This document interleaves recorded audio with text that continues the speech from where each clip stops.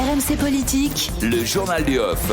Votre rendez-vous politique tous les matins avec le service politique d'RMC, les infos, les coulisses, les indiscrétions à 3 mois, en effet, de l'élection présidentielle. Bonjour Hélène Tarzian. Bonjour Anaïs, bonjour à tous.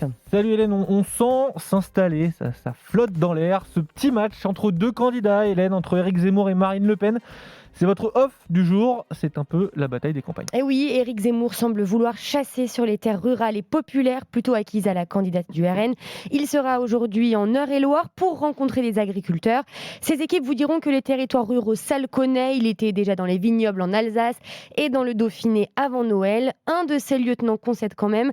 La pré-campagne s'est faite dans les métropoles parce qu'il fallait trouver des grandes salles, des zéniths. Mais là, il va à la rencontre de tous. De là à prétendre convaincre l'électorat rural ? Éric Zemmour, c'est le candidat de tous les Français, y compris et surtout de la ruralité, insiste ce même lieutenant. Mais en discutant avec son entourage, on se rend compte qu'Éric Zemmour défend surtout la France ancestrale, celle des traditions, la préservation du patrimoine, les églises. Ce fidèle insiste, il vient dire aux habitants « Laissez-nous vivre nos traditions chez nous ». Cette stratégie, forcément, l'entourage de Marine Le Pen la suit, elle la regarde un peu de haut quand même. Ouais, autant les habitants seront peut-être sensibles à son discours sur le sentiment d'abandon, concède un stratège du RN, autant sur le social, il a des progrès à faire. Entendez, Marine Le Pen, elle, a des propositions concrètes pour les habitants, notamment les habitants des zones reculées, périurbaines, en matière de transport. De quoi dézinguer la stratégie d'Éric Zemmour. Il veut gommer son image d'éditorialiste. Alors, il met des bottes en caoutchouc, lâche un fidèle du RN. Il a un côté maladroit, comme s'il découvrait son pays, et ce n'est pas très rassurant. En bref, Hélène, 2 autres informations à retenir ce matin. D'abord, le PS qui serait au bord du suicide collectif. Qui dit ça ? Au bord du suicide collectif. Je vous rassure, c'est quand même un proche de Christiane Taubira, probable future candidate. Ouais. Scénario imaginé si Anne Hidalgo décidait finalement de ne pas participer à la primaire populaire de la gauche.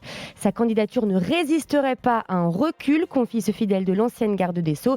Les socialistes ne plaisantent plus, ce serait incohérent et ça réglerait rien. Anne Hidalgo, décidément pas épargnée. Vous nous racontez ce matin les confidences d'une ministre atterrée par la campagne de la candidate du PS. Ouais, cette ministre, qui a un temps été proche de la maire de Paris, explique qu'elle l'a croisée au défilé du 14 juillet. Anne Hidalgo lui aurait alors confié qu'un grand mouvement se levait derrière elle. Ah bon, lui rétorque interloquée la ministre, qui fait le constat cruel que ça ne s'est pas levé depuis.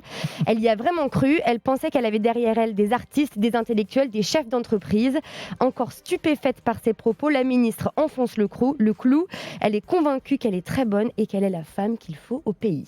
Mais elle ne connaît pas la France. Mais elle ne connaît pas la France. On ne sait pas qui c'est cette ministre. Non. Merci elle beaucoup. se reconnaîtra peut-être.